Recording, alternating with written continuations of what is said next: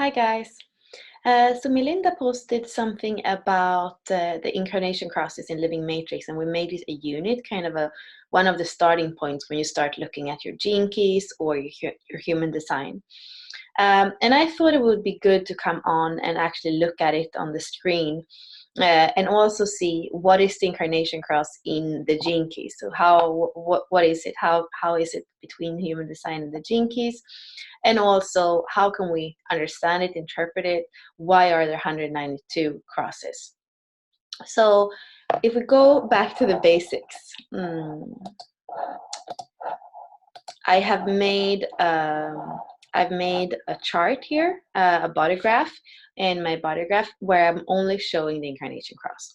So we are going to see that we are right now in Scorpio, in gate 44-6, to be exact, and that's where the sun is. And on the other side, if we look at the astrological wheel in the sky seen from the Earth, we are going to see that the Earth is opposite in Taurus and in Gene Key 24.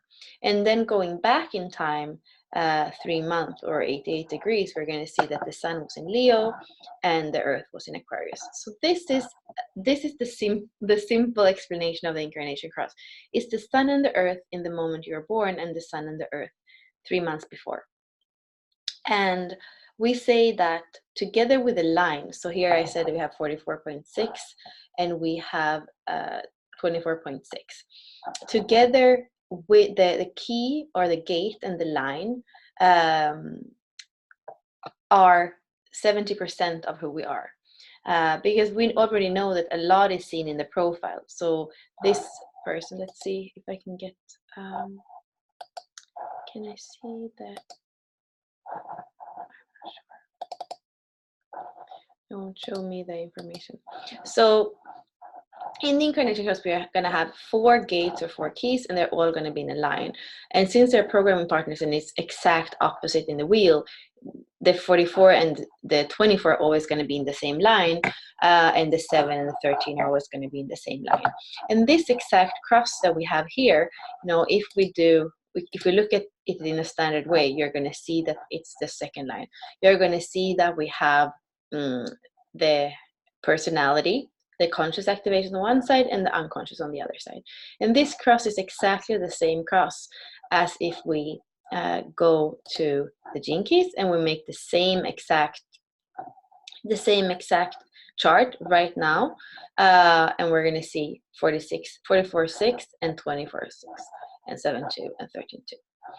And the interesting thing here is that if we look at the crosses, we are going to understand that this is going to come back several times, because they're going to, if we go forward in time, then the sun is suddenly going to be here, and then we would like kind of, just like the wheel would just like turn, right? So there are the same cross, and that's when we go to Love Your Incarnation Crosses, where we have the list of all the crosses. We can see that, for example, the first one says Cross of the Sphinx 4. That is because, they're going to be the same cross several times. It's not going to be the sun in the first gate all the time. So it's going to be the sun when it's the second gate, the sun when it's in the 7th, the sun when it's in the 13th, and then it's going to change. Here we have it, for example, when it's in the second gate. So we have those 4 same keys or gates. So that's what we know. If it's the same name of the cross, we know that it's made up of the same 4 keys or gates, but it might not be it doesn't start with the same, and also it's not the same profile, it's not the same lines. So here it doesn't say in this list, when it says the right angle cross of the Sphinx, it doesn't say exactly the profile. We know it's a right angle cross, so we know that it's not transpersonal. We know it's not like a 5-1 or 5-2 or 6-2 or a 6-3 profile. It's a right angle cross, but it doesn't say what cross. I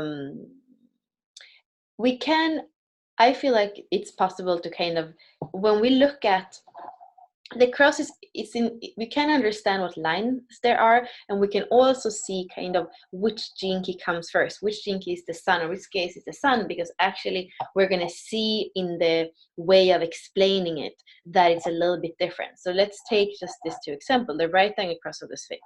You're here to follow your own lead and be in the moment. You're transfixed by the now and your way of doing things. So you can see here already, it's like we have the self-expression, we have the first gene key, that's kind of the first thing that it says. And then look at here, your energy, here we have the same with the cross too.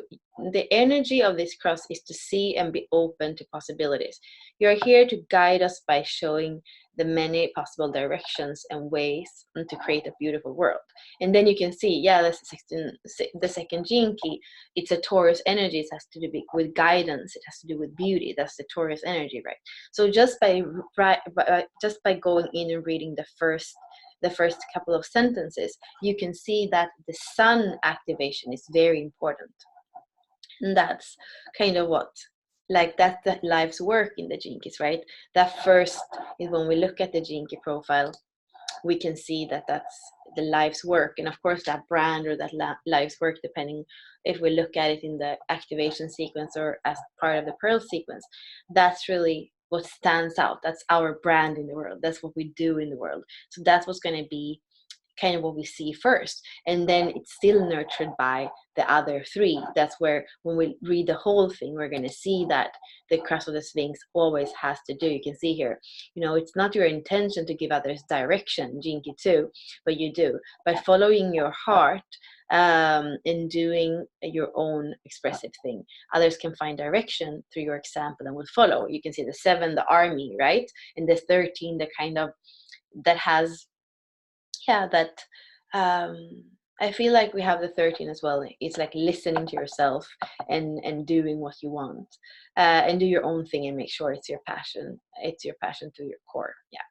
And then looking at the next one, we say, you know, you point out the many possible roads, and many choose to take or give suggestion for alternative routes. However, you may have difficulty explaining to why that take the suggested route. And that's kind of the 7th and the 13th gene keys. Like and it's the soul that kind of knows it, right? It's the listener and the role of the self. So this is to explain that there is a little bit of a difference. If you are this cross of the Sphinx, between the different crosses of the Sphinx, there are going to be a little bit of differences. The same thing with the, you know, the left angle cross of defiance is going to be different from the first cross. And then we have we have some of the crosses that don't come back again because we have those profiles that there are not so many of. The 4-1, for example.